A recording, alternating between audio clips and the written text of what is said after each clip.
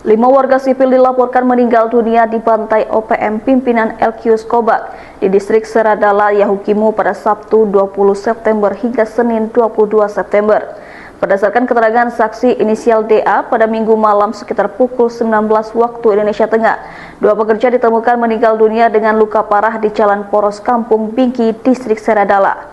Mengetahui insiden tersebut, sejumlah penambang berencana menuju Dekai untuk menyelamatkan diri, namun urung dilakukan karena cuaca buruk. Satuan Tugas Operasi Damai Kartens tengah melakukan penyelidikan mendalam menyusul aksi kekerasan yang menewaskan 5 warga sipil tersebut.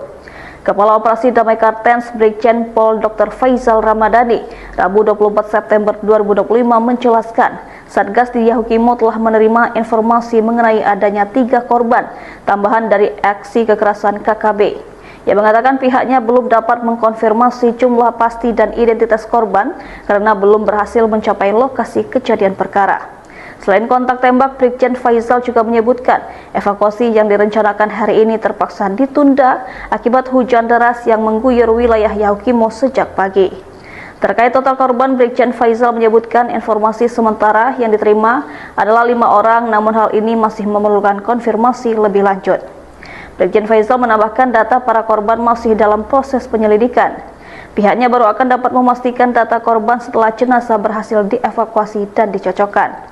Senada dengan itu, Wakil Kepala Operasi Damai Kartens, Kombes Pol Adarma Sinaga mengatakan penguatan patroli dan pengamanan telah ditingkatkan guna memulihkan rasa aman dan mencegah terulangnya korban jiwa.